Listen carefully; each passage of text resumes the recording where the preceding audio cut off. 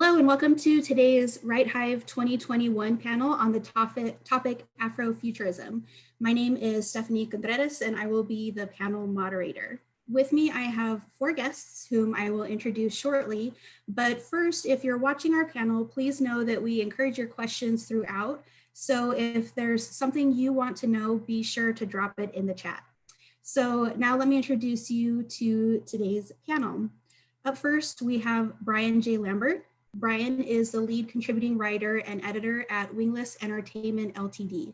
He specializes in bringing diversity to action adventure, fantasy, and sci-fi worlds. In 2017, while earning his Bachelor of Fine Arts in Creative Writing at Full Sail University, he published his first novel, Ascension, The Cruzian Saga, Book 1. In 2019, he earned a master's degree in entertainment business and released Justice, issue number 0 for Wingless Entertainment Ltd. And Concrete Comics. Brian's current projects include War for the Sword, The Cruzian Saga, Book 2, a CG animated feature film entitled Rubicon, and Justice the Fall, an ongoing series for Wingless Comics, a division of Wingless Entertainment Ltd. Brian was recently selected as a Reader's Favorite Book Award finalist in 2019 for Ascension, The Cruzian Saga, Book 1. Wingless Comics was also nominated for Best Surprise Read of 2020 for Justice the Fall #1 by comicattack.net. In addition to his writing, Brian has edited numerous independent works, and when not writing or editing, Brian works on creating a functioning lightsaber so that he can pass the Jedi trials. You can find Brian at wingless_comics on Instagram, as Brian J. Lambert on Facebook, or at winglessent on Twitter. Brian, please share with us your pronouns and how your Jedi attainment is coming along. How you doing? My pronouns are he, him, and that bio sounds way more awesome than I actually am. I'm just honestly a regular guy who got lucky enough to be in a place where writing and Afrofuturism and comics and entertainment is really at a booming place. So less time for that lightsaber and a lot more time for creating what I love to do. Right. Definitely understand. All right, up next we have James Merrill. Born in St. Louis, Missouri, James later moved to California and grew up in Carson. The city was a small suburban community south of Los Angeles. During the 80s, Carson was home to notable icons in pop culture, such as Academy Award-winning director Quentin Tarantino, who worked at the Carson Twin Cinema, and Forrest Whitaker, an Academy Award-winning actor you could see strolling in Carson Mall. During those early years, James' love of comics, Japanese anime, movies, especially those with unique storytelling, and cinematography began to shape James' aptitude for storytelling. Teaming up with his partners, they formed their own publishing company to create quality characters and storylines based on the genre he loves so much. So James, please share with us your pronouns and a little bit more about your publishing company. My pronouns are he and him. My publishing company is Thingamajig Studios. We're a 3-member CEO partner group that got together. We're friends. Basically, my company was created to create unique entertainment that pretty much touched on entertainment for everybody.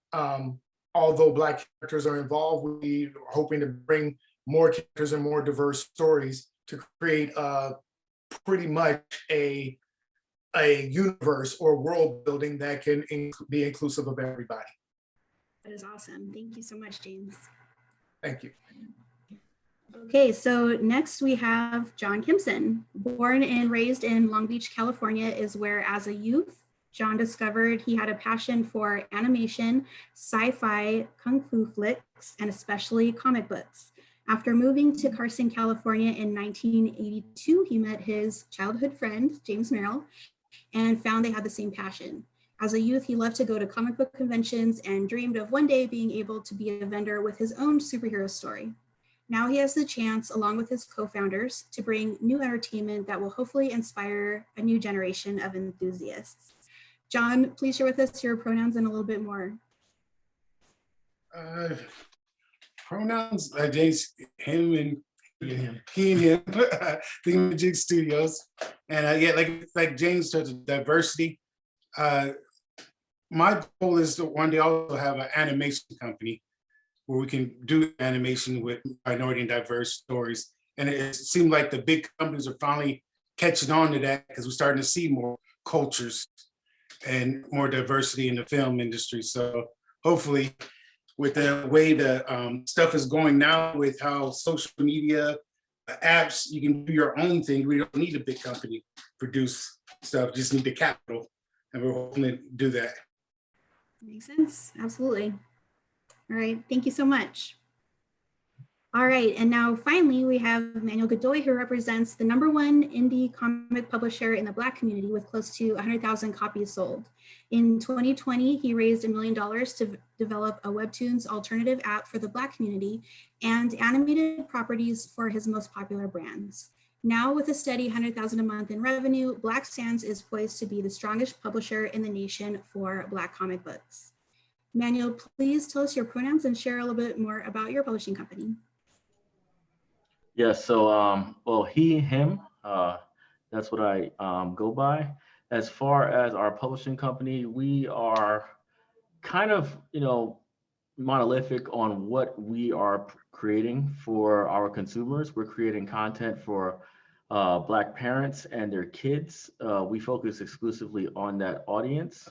And as such, we've grown tremendously over the years, building our brand, growing massively on Instagram, TikTok, raising capital through investors in our community. And now we have an app where a whole bunch of creators have signed for exclusives on it in order to give an alternative for what Webtoons is for, indie comics. We feel like we don't really stand a chance on Webtoons, right? So we might as well have a platform that's more dedicated to our consumers, right? So that we can scale properly. I feel like the industry just isn't capable of allowing Black creators to scale because the customer base is already baked in. Can't change it. So you got to find a way to build a new market for your consumer base. Thank you. Absolutely, that's awesome. Thank you so much. Okay, gentlemen, so we have come together today to discuss Afrofuturism. Why don't we go ahead and get to some of our question and answers. So starting with, what is Afrofuturism and what makes this genre unique? Why don't we start with Brian? Afrofuturism is mostly the tales of the fantastic. Afrofuturism spiraled out of the need for more stories. Just a few years ago, and 17, 16, you had some new Star Wars movies come out, and you had a really big diverse cast. And you had the other side of that audience saying that it was white genocide because there were more Black characters, more females, more everything else. And Afrofuturism exists because of that opposite narrative.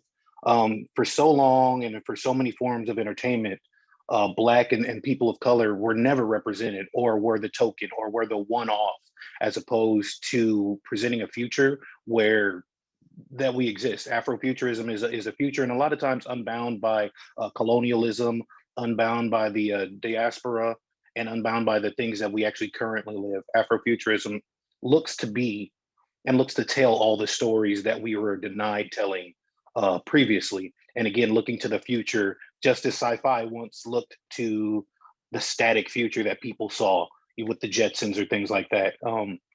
So Afrofuturism is the same, is looking into a future, but from an African, from a Black American, from a diaspora lens of what the future will be. Thank you. Manuel, how would you add to that?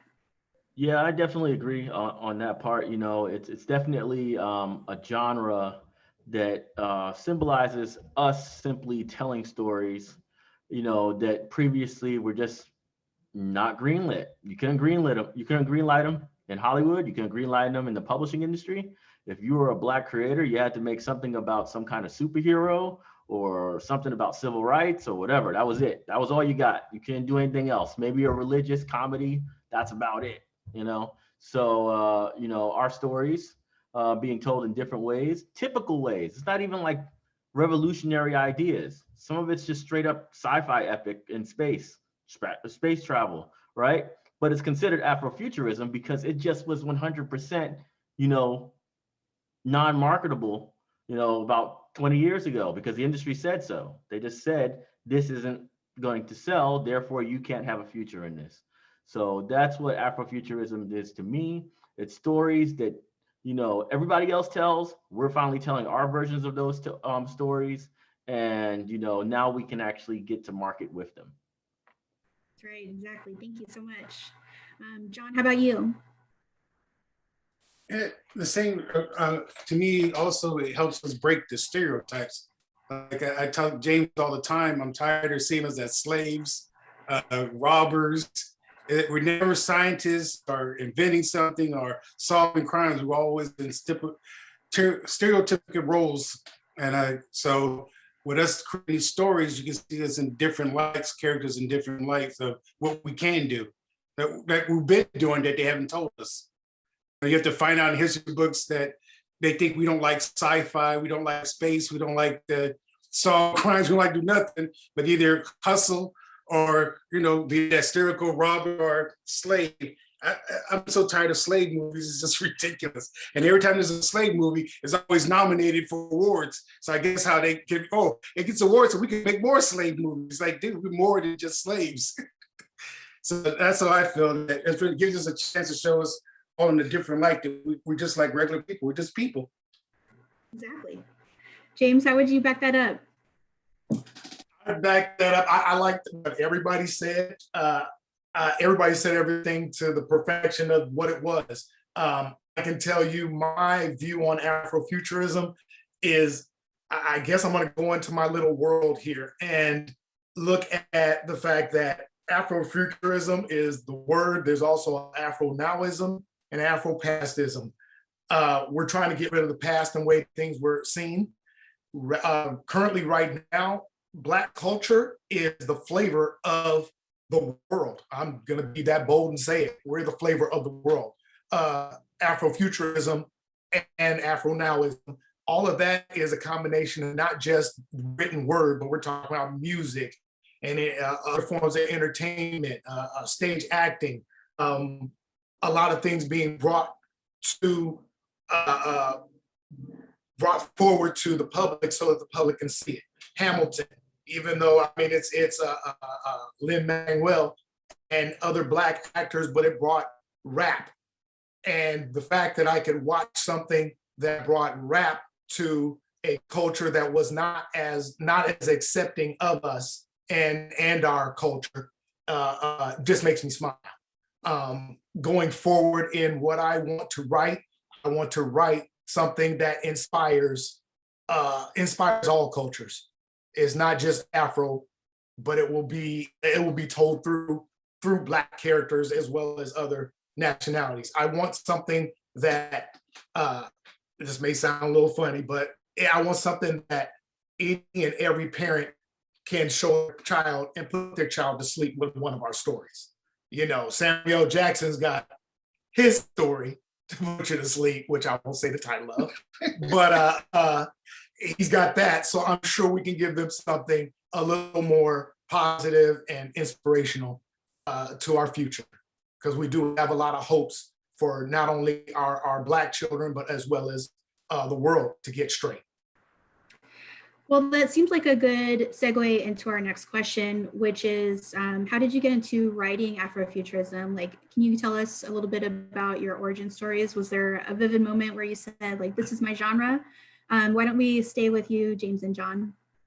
Oh, okay. You want me to start? Yeah. Okay, I'll start. Basically, for our book, me and Mr. Jones, we had all been friends and we had all talked over most of the stories with Superman and all these characters. And we wanted to do something a little more offbeat. Now, I'm not necessarily a horror type, genre guy, but we came up with something dealing with monsters and family and trying to throw a little 70s spin into it as well. So we took that and we started trying to think about our story and how we wanted to develop it, because it does go into the future and it does involve characters that are doing things that they normally wouldn't do in today's society. So that's, we got into writing like that, just imagining things that we thought were good, cool, and more entertaining. Not as much, not as much with a, how can I say it, an addressing of the current times, but something possibly that you could still be in Afrofuturism and take your mind off of today's woes. Awesome. How about you, John? My influences are always been sci-fi. So Star Trek, I grew up on Star Trek a lot. And when Cisco, the first Black captain, he didn't get a ship, but he got a space station. So it was something, for us to look forward to, seeing a character positive that was doing something positive. So that's what we try to write our stories, to show all of our characters in a positive light, that they have a purpose of doing something. They're just not just doing. So that's where a lot of the story ideas come from. Awesome. Thank you so much. Brian, how about you? What is your origin story? Mine started, I'm an 80s kid, so mine started with Star Wars. I'm fortunate in that I never grew up in a place or like in my family life to where I thought like I had to be the Black Luke Skywalker, or I could only be Lando because he was the only Black person in the movie really at the time. I could just be what I wanted to be. My mom was really big on that. But I think as I got older and I wanted to write stories, I love like old lore, like, Knights of the Round Table and all that stuff. You don't see Black people there. And as we're talking about Afrofuturism, there's no such thing as Anglo-futurism, right? It's just called like futurism, or it's just called sci-fi. So we have these tags that we get, which I'm very thankful for at the moment. And I was thankful when I first ran into them, but also I want to eventually be able to do away with those, and not to lessen anything, right? But I want it to be the standard. I don't want it to be where all we have is Cisco, like, and then like that's the one captain. We have Star Trek Discovery now, where we got the second. Now it's the only female, Black female captain. So my desire was to kind of push that envelope, and honestly, it's like Manuel said, like these are just stories. They're not even epic or revolutionary. It's literally me as a Black man telling a story, and my main character just happens to be Black. But for entertainment or the media or our audience at large, it's a big thing for them. Like, oh man, they're putting Black characters in, but that's because again of the colonial influence of a lot of things, and it is what it is at this point. But Afrofuturism again, and jumping into that, gives us an opportunity to share our love and our appreciation of the genre that we grew up on, and again be able to shoot it from our lens. Again, I hope that there never has to be a female futurism, right? It should just be a given that women are in the future, that we get to do this and we get to see it, and we enjoy all of those stories. And I think that, like the civil rights movement, like a lot of things that have happened in America that centered around Black people, it's really Afrofuturism and Black people in our struggles kicking the door open so that everybody can get a piece of it, because it was denied to us for so long and for everybody else for so long. Well said. Thank you very much. All right, Manuel, let's go to you. Yeah, as far as my experience with Afrofuturism, I've written, some sci-fi tales, Cosmic Girls being one of them. And really I'm just filling holes, man. I see holes in the market and I go for it. Right? I saw that and I said, all right, I love my hair volume 3782, right? I love my skin version, 2000. And I said, all right, it's time. Let's do a little Black girl who's an intergalactic bounty hunter. Let's do it. This is the time. I could sell that, right? I can get moms and dads all across the nation to go and buy that book, right? Because they're probably sick and tired of all these self-help books as well out there, basically always putting us as if we hate our own aspects of life. Oh, my hair is so bad, but I finally accept it. That's a crazy theme. That's a crazy theme even of itself, yet it wins awards. It is a crazy theme to think that you don't like your hair so much, but you finally accept it, your hair is fine. Like, that is a horrible theme. I've never heard that for anybody else but Black people, right? But, they win awards, so they keep doing them over and over again. And what we're trying to do is normalize something else, right? And you have to think of that when you're making your products. And even, on the back end, when you're selling them, right? You got to think of that idea. What are you selling, really?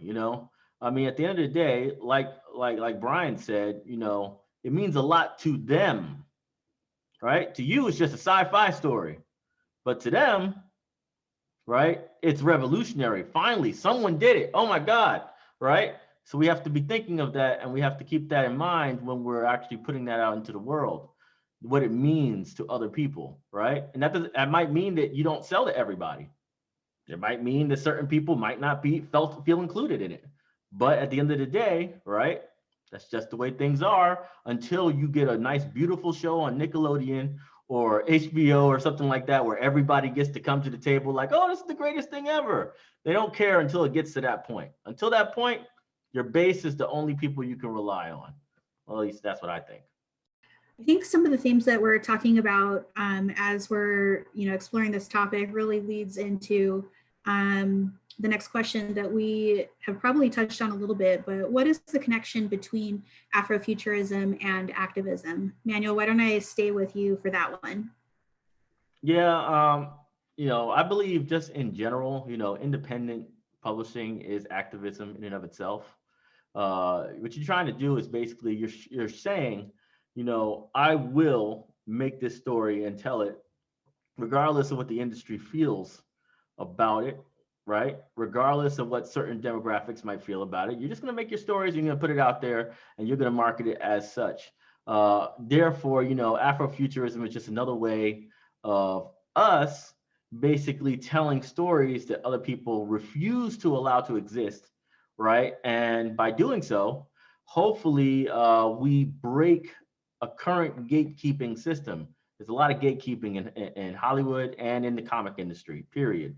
And Diamond's probably the biggest abuser of it, right? He said, you'd be surprised. A lot of people who don't get deals with Image and Dark Horse and everybody else, they didn't get it because of Diamond, not because of them. The editors probably loved you, right? And then you got into that second level of review and Diamond said, no, I can't sell this to a comic shop in Arkansas. That's what they'll say. And guess what? You can't get a deal. So we have to understand that, we're building our own market. We're building our own market. We're making this popular without them. And me personally, I feel like we shouldn't give in once they start seeing that it actually makes money. We shouldn't be like, okay, what do you know? Black sci-fi is freaking awesome. I want to start funding that. Let's go and sell that to Disney. And we say, why should we give it to you now? We already did all the work. You know what I'm saying? So, the activism is the follow-up, right? We got to go and just do business. We got to do business ourselves. That's your livelihood. But the follow-up, when they start approaching you for that deal, and they didn't care at all earlier, while they were out there cutting deals left and right to people who just simply had a script, and you have an entire business, and they're saying, I want to buy that business and take that story and put it on my channel or whatever. That's where the activism really comes in. Are you going to give it to them, or are you going to say, we'll do it ourselves? Thank you. Brian, how about you? Well, I think that almost all art is some form of activism. And Afrofuturism itself is a future imagined through a Black lens. So what does that reflexively say? That before, the future was imagined without a Black lens, without Black people. Like I brought up the Jetsons before, but I mean, you can go through Philip K. Dick, you can go through Asimov, you can go Starship Troopers, anything, right? So if you see a Black person, it really is literally a Black person. So Afrofuturism is as much activism as anything else, because it's a line in the sand of we're no longer going to be excluded from the future that you paint. Again, and all of this stuff goes back to colonialism and the white supremacist structure that really permeated the Western world, and many cultures. And obviously, like I said, Black people are at a place where we no longer have to accept it. We no longer have to be, I think John said, we don't have to be slaves. Every movie isn't a slave movie. Every epic tale isn't a slave tale. And so Afrofuturism is the fight against that in a literary sense, in an entertainment sense, like Manuel said, in a business sense, to where we no longer have to be slaves to what we were given before. And Afrofuturism is just one leg or one component or one piece of an entire movement of a revolution, honestly, in terms of what we have dealt with in the past and what we've fought against in the past in numerous ways in terms of legislation and laws and protests and everything else.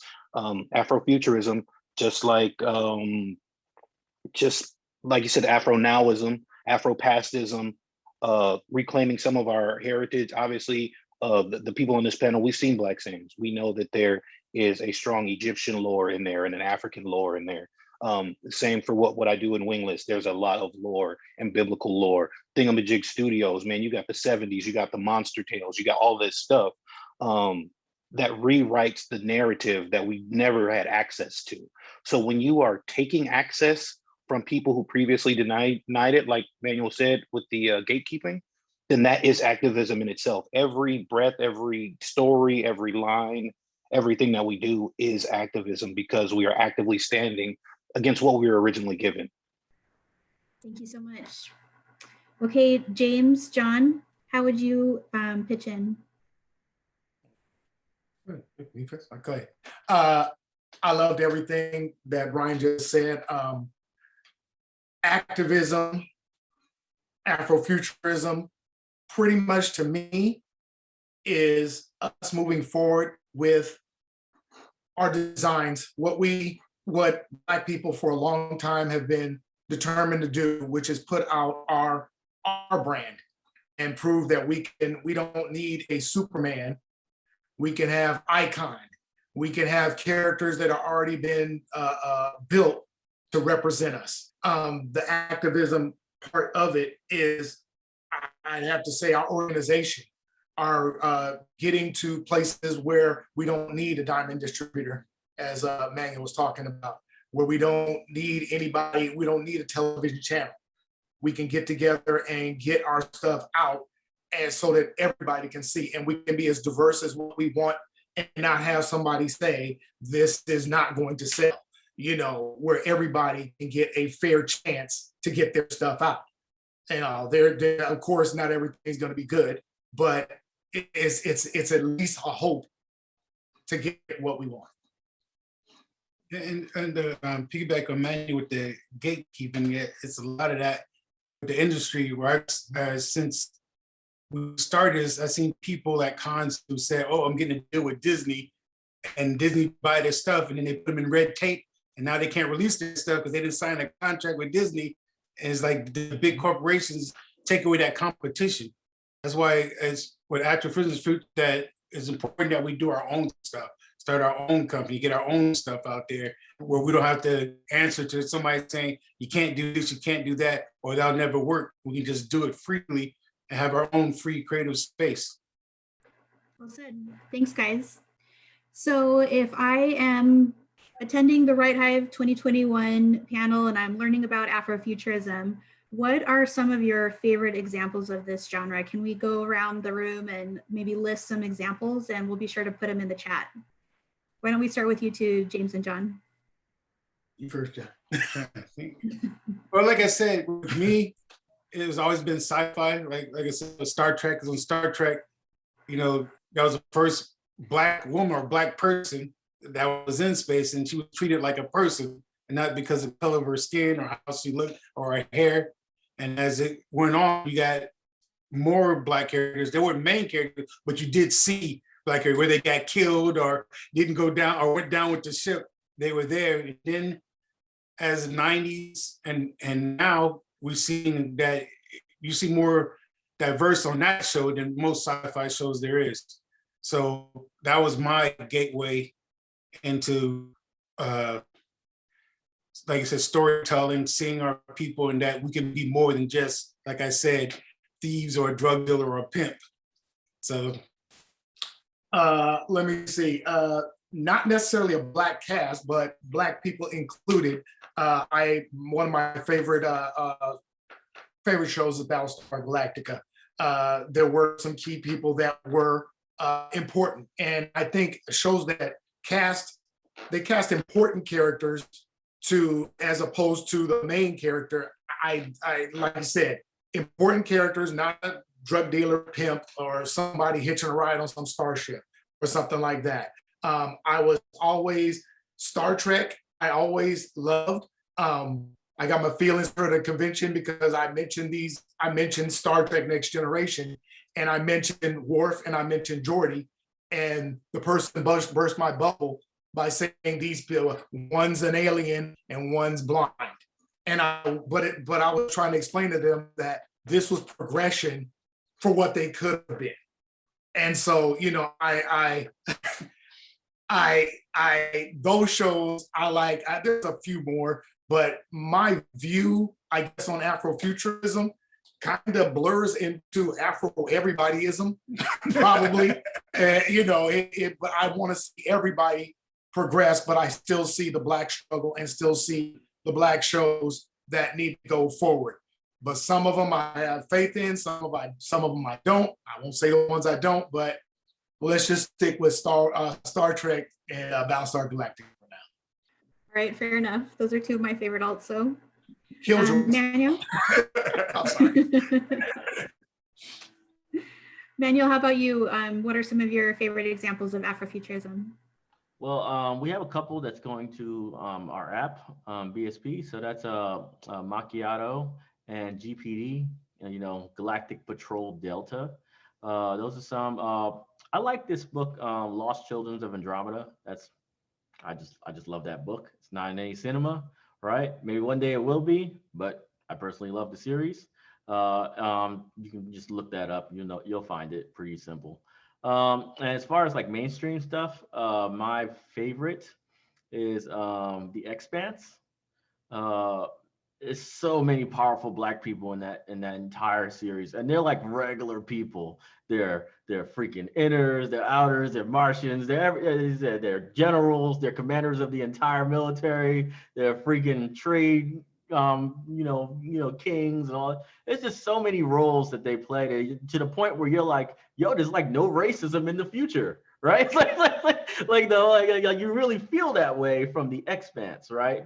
And that's probably the only show I've seen where Black people were like powerful, cultural, right? They still were Black. It's not like they lost their Black identity and became normal people, right? They were Black, but they were also in ridiculously powerful,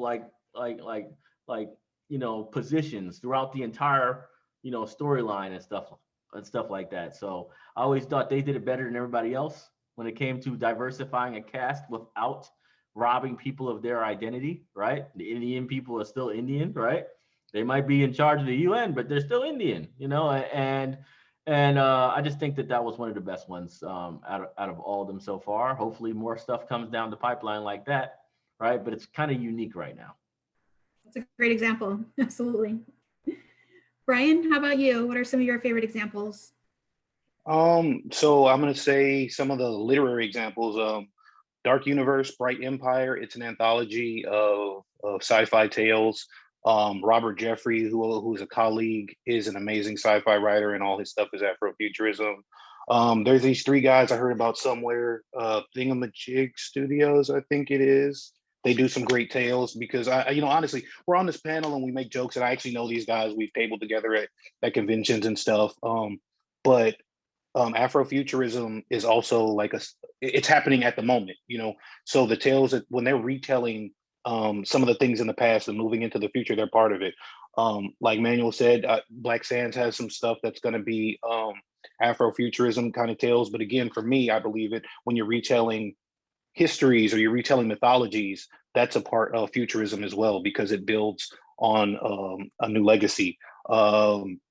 John Michael Primrose, who actually wrote Lost Children of Andromeda. It actually is a really, really great series. He just finished up a Kickstarter for the second volume, which was really, really great. Unique Studios, they just signed a deal with Dark Horse, and they have some Afrofuturism tales on there. There are really, really so many out there. The divide and the differences, promo, marketing, and really a desire to see that stuff and to look for it because it is there. There are a ton of independent authors that are doing some really great things. Sovereign Comics has quite a few sci-fi futuristic tales. And if we're talking about mainstream real quick, obviously Black Panther has to go on the list. And I know that there are some issues in terms of like, oh, you know, Wakanda being an isolationist nation and on and on and on. But if you really take Black Panther for the look and the culture infused in there and the possibilities of what that society could be, that's at the heart of Afrofuturism. So there's a lot of levels to that one if you dig into it. Was it Beyond the Yard with Mackie? That was that's on Netflix right now. That was a really great one. But again, it's just tales where I don't know, Black people are in the future. Tales that imagine a world where Black people exist beyond this current moment. Tales that imagine that they're all great, even the bad ones. Like James said, there are some bad ones, but even the bad ones are pretty cool because before they just didn't exist. So I think to expand on that, you know, you guys have kind of mentioned it, but my next question is, how does Afrofuturism empower, I would say, not just Black, but also diverse audiences, you know, other people of color as well? Why don't we start with, let's stay with Brian. Well, I think, like I said earlier a little bit, just like the civil rights movement, obviously the civil rights movement did a lot for Black people. Like that's the entire point. There's always more that could be done, but that was like a jumping off point. But the civil rights movement didn't only benefit Black people. Just like voters' rights, you know, and suffrage didn't only benefit women. Anytime that you are making progress, you should be making progress. Progress doesn't happen in a vacuum. So as Afrofuturism expands the genre, you know, I don't know if they've coined it yet, but we're going to get Latino futurism. Well, you know what I mean? Like, let's do it. You know what I mean? It opens up everything for everyone, especially if we're viewing things through an American lens. What you have is, or what you had was the subjugation of Black people. You had slavery, right? So you've got to break those chains. Once you break those chains, there are other people that were brought in to fill that gap, but then them breaking those chains became much easier. You have where the Irish and the Chinese were brought in to build the railroads, right? But their struggle and their moves forward were much easier because of the things that Black people have gone through. So the same goes for Afrofuturism. As we are telling these things, as we are opening the doors for these stories, it makes it easier for other people to tell those stories. Now, I understand the duality there can be kind of difficult because it does set up a thing where sometimes it's like, well, why aren't Black people pushing this forward for us? But that is not the job of Afrofuturism or Black people or Black culture. Just like every other culture's job and is to sustain itself, to strengthen itself. And because of those strengths and that sustainment, other people should be able to have that, just based on the nature of things. So Afrofuturism assists others in that it shines the same light on us and it shines the same light towards them that all these other forms of breakthroughs do. Well said. Thank you, Brian. Manuel, why don't we go to you? How do you feel Afrofuturism empowers Black and diverse audiences? Well, I take the you know, the road builder approach to it. Basically, you know, we're building roads right now. A lot of people are just scared to go and, you know, go against the status quo. Black people are basically bred for it. You know, we've been through enough suffering in the United States to know that ain't nobody gonna give us nothing, right? We can ask all we want. We can go on the street all we want. Nobody cares. So we got to do it ourselves. And just like in civil rights, everybody else got benefits from it and then started doing their own activism after we did it. Same will happen once we start making major films and productions without Hollywood's help. Then everybody's going to start doing it themselves. Oh, we'll have a Puerto Rican movie or Puerto Rican story. Oh, we'll have one about this. And they'll just start popping off because the Black community did it. So, I'm not too concerned about the rest of the world right now and how much they feel they're a part of this fight. Once we get the fight over and we actually win, they'll all start doing their thing and being motivated and getting all fired up and start making stuff themselves. after we've proven the model. Somebody's got to prove the model. Typically, is the Black community has to do it in the United States anyway. So let's get it done. James, John, would you like to piggyback on that? Yeah, and that's what we was talking about with our story with me and Mr. Jones. We're exploring like all cultures. So we look at all the myths, the monsters in each culture. And I think with these stories, that shows that we're all similar, that we all have the same fears or the same monsters, that we're not as different as everybody think we are. So I think with that push, when you see stuff like that, it makes you feel good. You know, like with Black Panther, we finally got our Black Panther movie. We go see it and everybody was happy because it was successful. It was a good story. And that's the main thing. It was a good story. It wasn't halfway done where the costume didn't look right or the actors didn't act right. And it wasn't stereotypical. It was all positive feedback. So that's why I think I think people feel good when they see their culture in positive light. I got to piggyback on pretty much everything that John said especially about Black Panther. How does it empower Blacks and diverse audiences?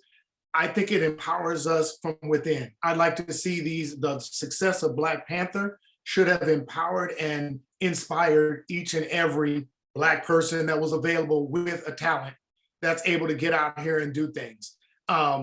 Yes, it's corporation run, but guess what? The costume designer did get an Oscar, which is going to lead to more positions within the outside machine.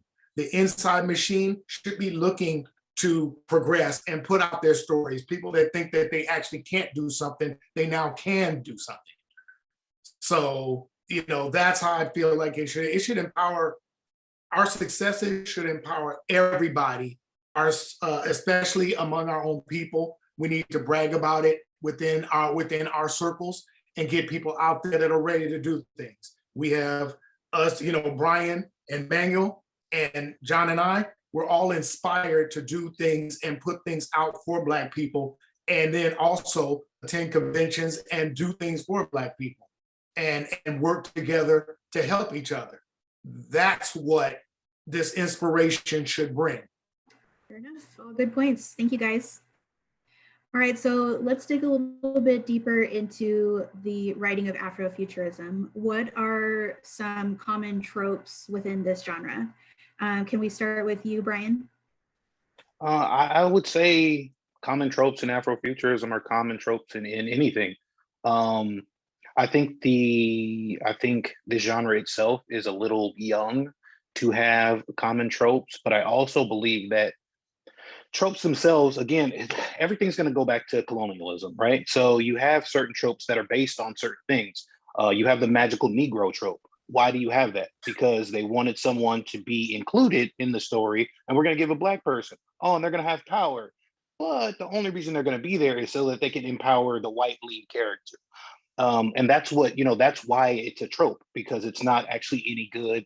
It's overdone, et cetera, et cetera. But when you're talking about Afrofuturism, just like you're talking about anything else, and I hate saying it like this, but let's just say we're just talking about a sci-fi or futuristic novel. The trope, it's not a trope when you have the hero's journey. The hero's journey is not a trope, right? So if you have an Afrofuturism novel where a Black character goes through the hero's journey, there is no trope there. There is no such thing as the magical, what would be the opposite? Magical cracker hero? I don't know what we would call it. I don't know, right? But it doesn't exist.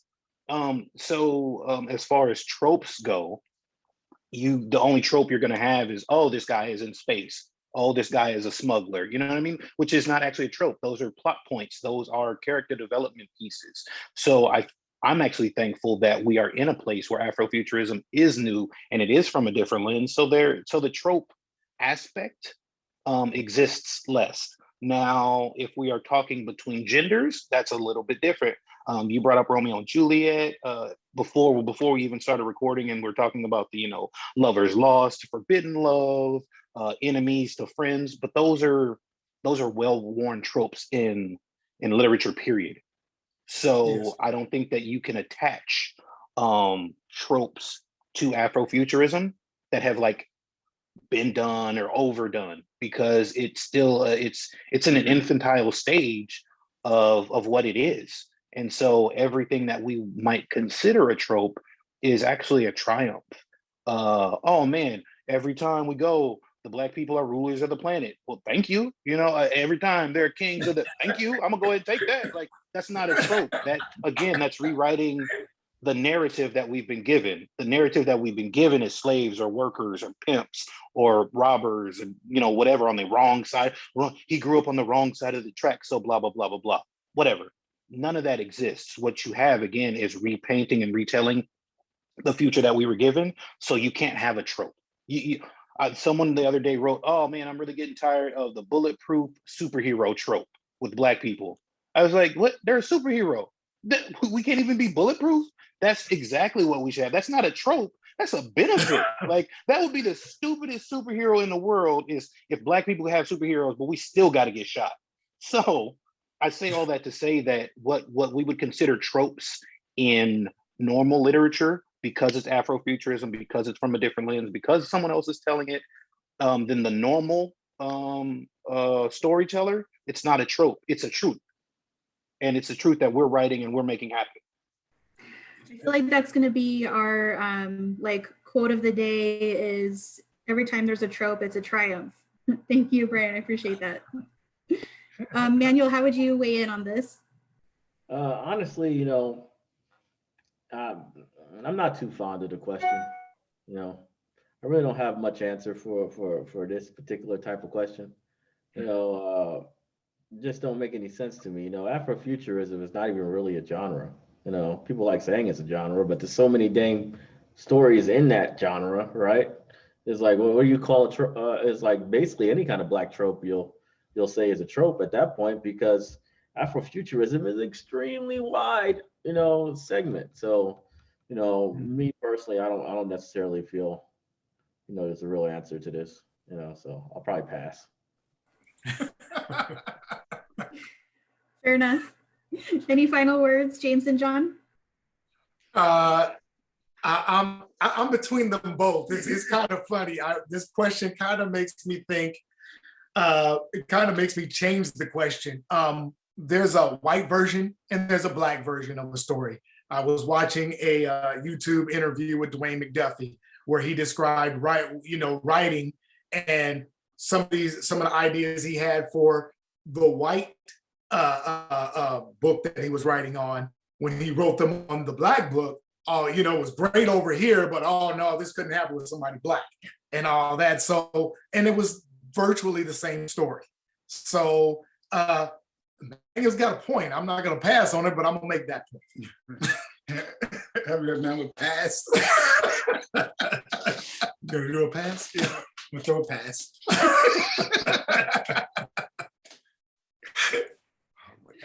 All right, thank you guys. So our next question is, what is the future you envision or hope to see for Afrofuturism? And that can include maybe some of your own plans for your companies as well. Let's start with James and John. Why don't we stay with you? Okay. Let me see. Hopes, we're going to be releasing a couple of new books. One of them is Gabriel, which has a dominant white character. We also have Project Rage, which is a book about a planet of Black people.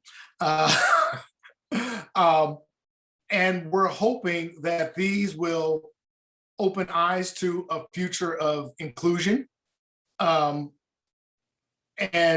hopefully add in some of the culture that is between mostly everybody. We'll be highlighting not only our own culture, but Japanese culture, Hispanic culture, white culture, and trying to pretty much lead by example to show people that they can live together. I know that this is idealistic, but the closer we get to that idealistic, I'll still applaud.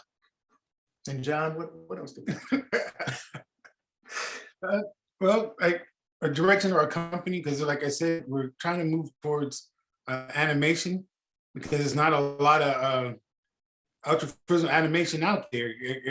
All animation, like I said, they have the one black character, and he's there to help the white person do his job. And then by the third episode, he's gone. You don't know what happened to him. So we're hopefully moving that direction. Like I said, with the technology now, where it's easier for you to do it yourself without getting help from the big corporations, and that's a good thing about this new generation. I just wish I was younger when this generation happened, but even though we're there, yeah, I'm old. I'm gonna admit it, I'm old.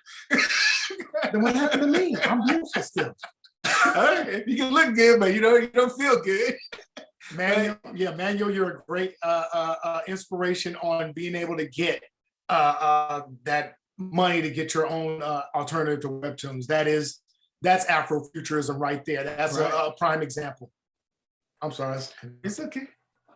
Yeah, so like I said, in the future, try to do that, work towards animation. And there's a lot of, I can't remember their names, but there's two, I know African Americans, there's one guy in Japan that started his own animation company, and there's one in London that started his animation company. Hopefully, we'll have the fund to raise and talk with them and have them do our project. So that's the things we're working on. Awesome, all good things. Let's go ahead and jump to Manuel then with that awesome shout out. Yeah, so I believe, this is what I'm trying to do. I don't know. Not everybody's on my boat.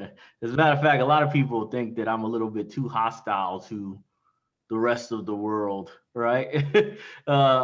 So that's a pretty good divide that happens. But my goal is to basically have the Black community's productions, their storytelling and everything else to be very similar to the Japanese Renaissance in animation, which eventually brought forth the whole anime world. Japanese don't care about us.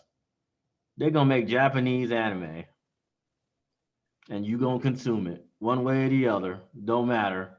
Even if they reach in Western audiences, they're gonna reach Western audiences with Japanese anime, right? And they ain't gonna go out their way in order to make you feel any better about Jujutsu Kaisen. You're just gonna consume it because they told you to, right? And that's it. That's the way I want the future for Black creatives to be, where they don't have to feel like they have to bend over backwards to make everybody happy, right? That's watching their stuff. Just make dope content, and they'll consume it.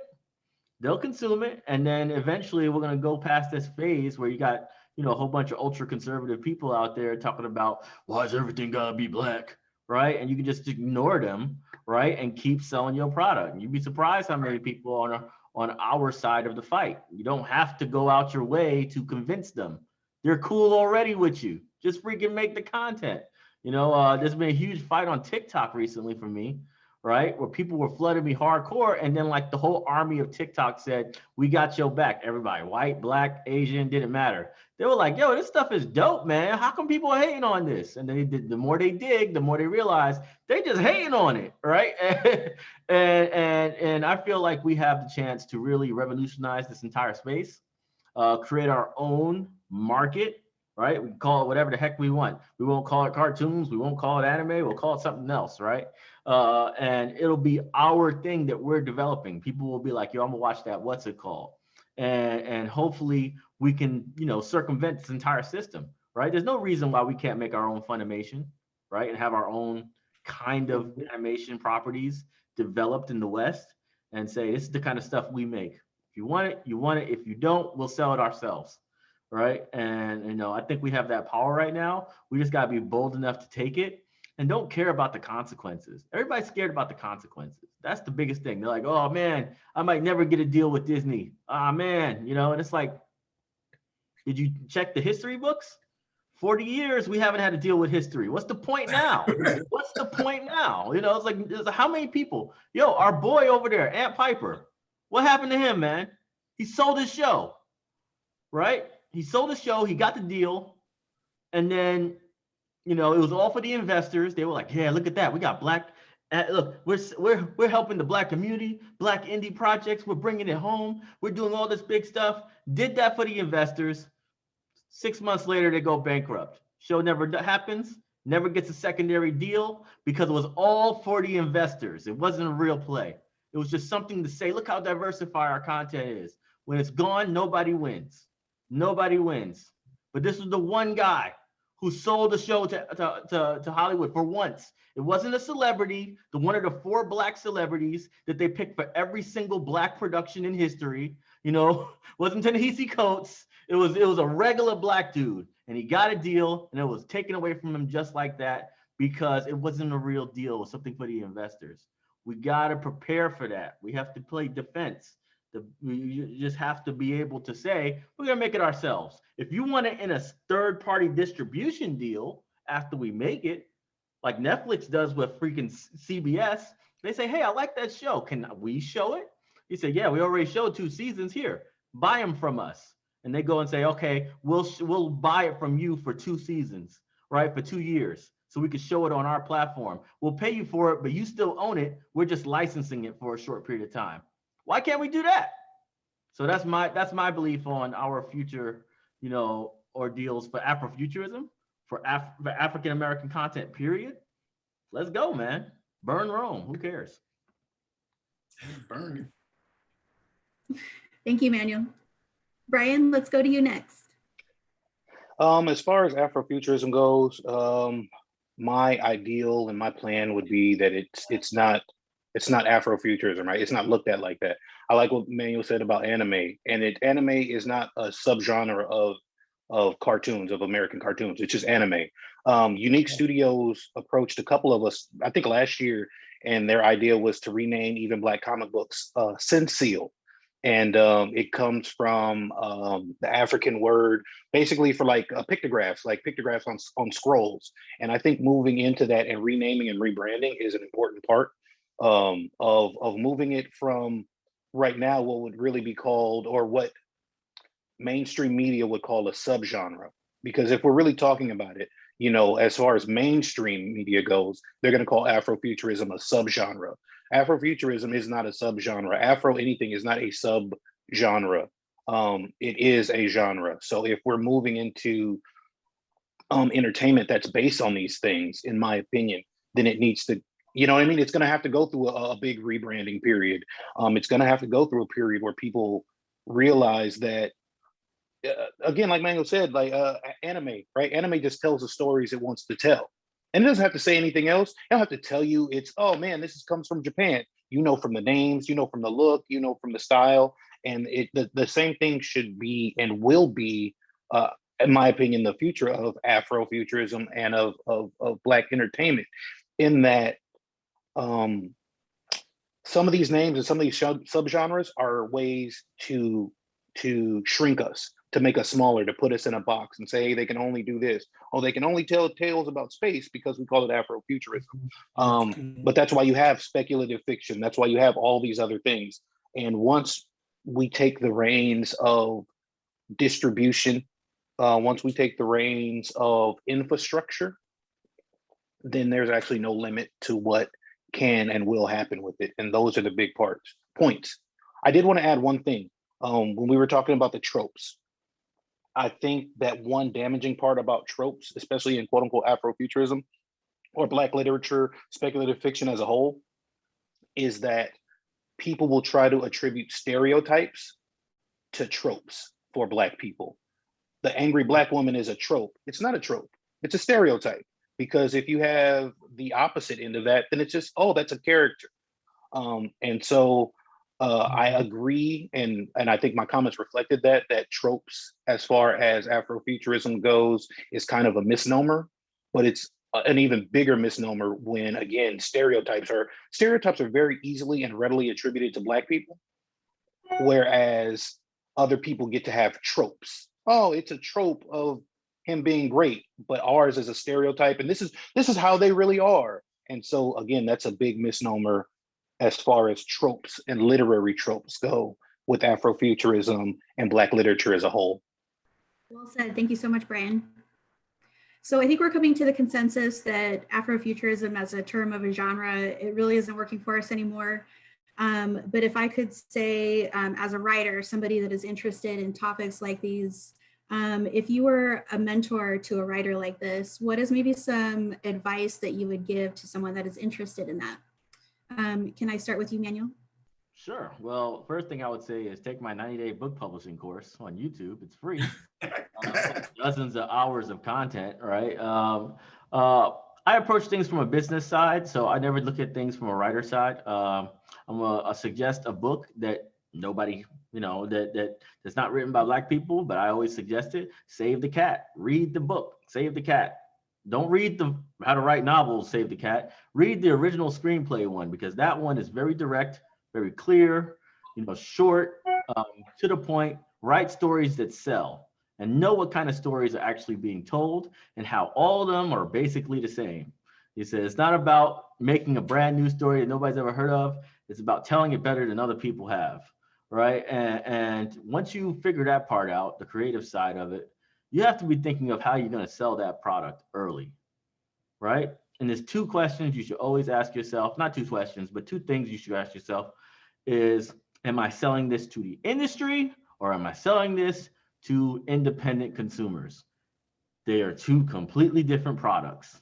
Go and talk to an agent if you have one, or a friend who's an agent, or a talent manager or something like that, and they will tell you completely different market. The same book will not fly on both sides of the fence, period. So once you figure that out, then you can start developing your properties.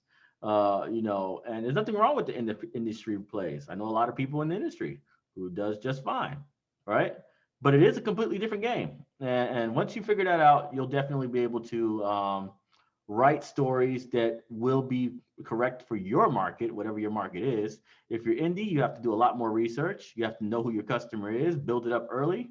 But they'll also fund your future productions if you do it right, right? They'll back your Kickstarters, they'll spread the word, they'll do all those little things that'll help you get over those first year or two that's absolute hell, right? It's like if you can survive those first 2 years, you're good to go, right? But that first two is gonna feel like, wow, this sucks, especially as a comic book creator, because you're going to have some expenses that are going to be significantly higher than most people when it comes to writing anything. So that's what I say about that. Learn those experiences. Do not experiment. Tell people, don't experiment on your first book. Get it done. Don't rewrite chapter 1. Just do it. Just freaking release something. The first book's probably not gonna work, and that's fine. But if you don't know what to do in the process of making a book, getting it onto distribution, and eventually trying to sell it, you're not gonna learn anything until you get to that point, because you don't know. Once you start seeing how people react, and you start seeing who's really a supporter and who's not, oh, I love it. Did you buy it? Oh no, you didn't love it then. What the heck are you talking about? Right? It's like once you get that realization, you'll be able to make better products. One guy just recently failed a Kickstarter, and he was angry as heck about people not supporting him. And then he relaunched, like maybe a month later, wasn't even that long of a time.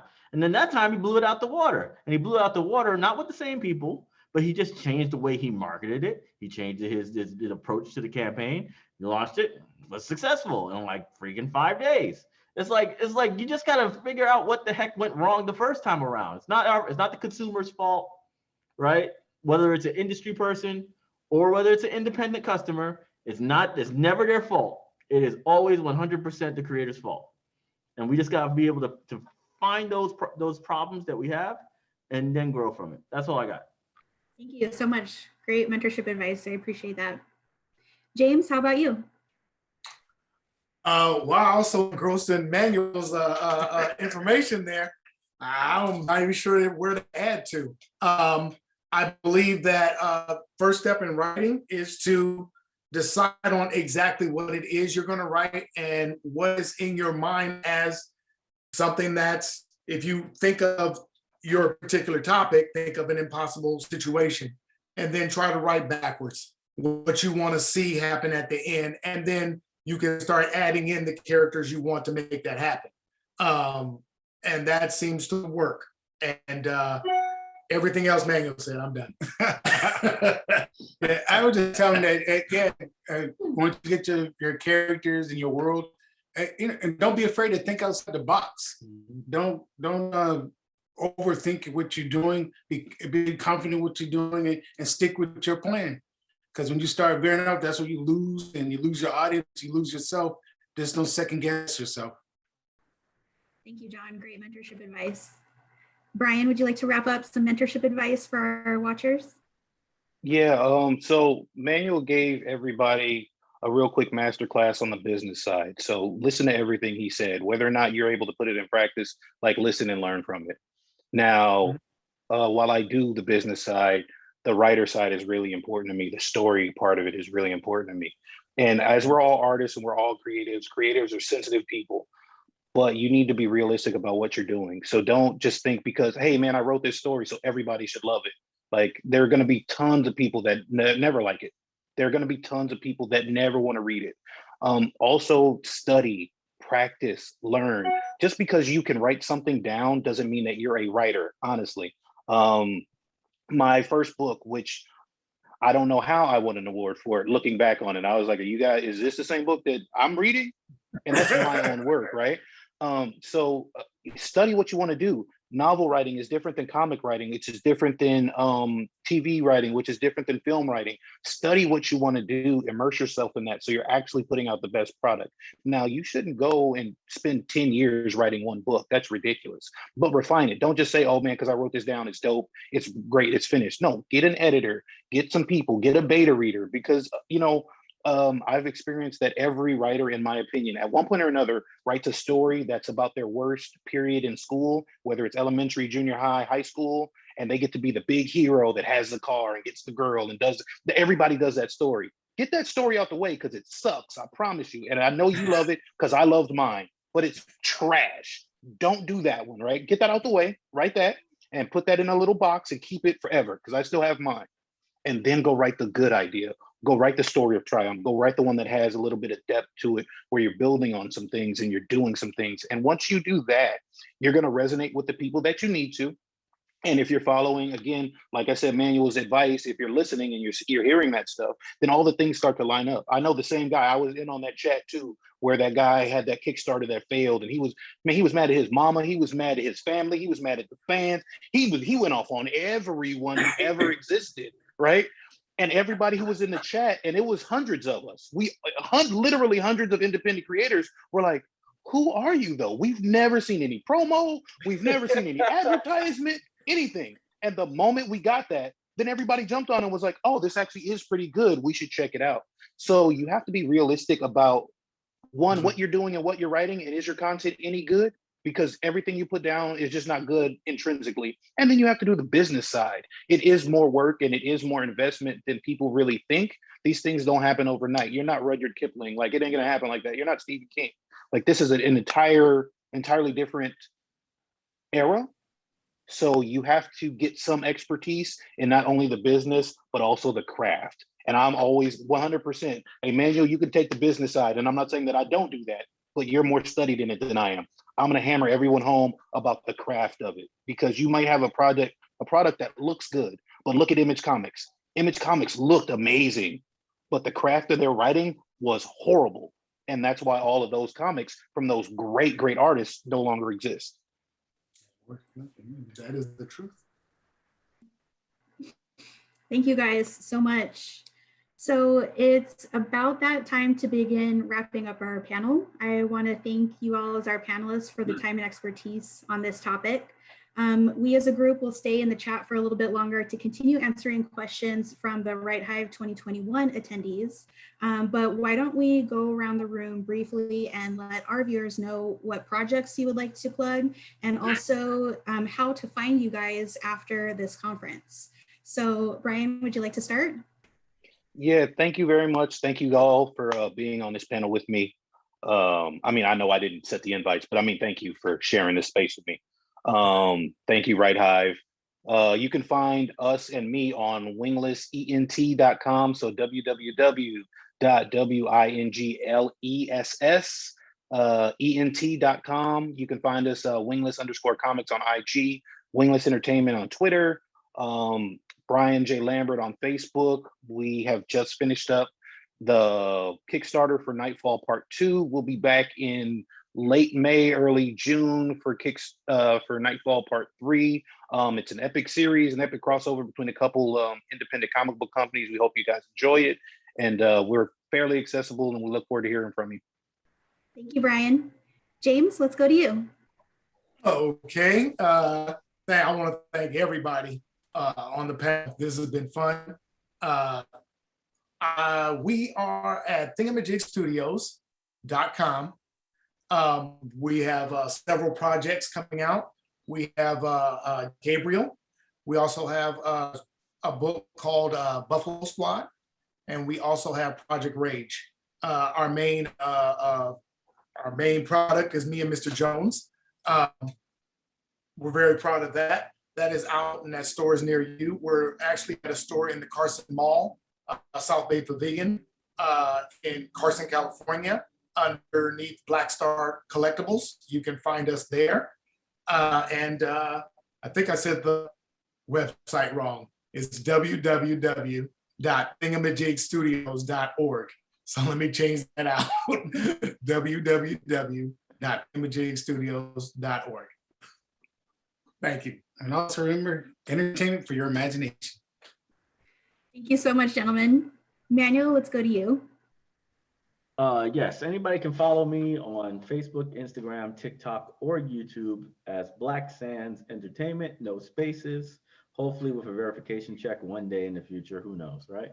For everybody who loves comics or just wants to talk trash, download BSP Comics, all right? BSP Comics is on iOS, Android. You can go and pre-register right now, or download it. I don't know exactly our launch date, but it should be pretty dang soon. So go ahead and get in that app. You'll get all of our comic books for free. It's a free app, has a little gotcha mechanics, and it also has a full-fledged forum on it as well.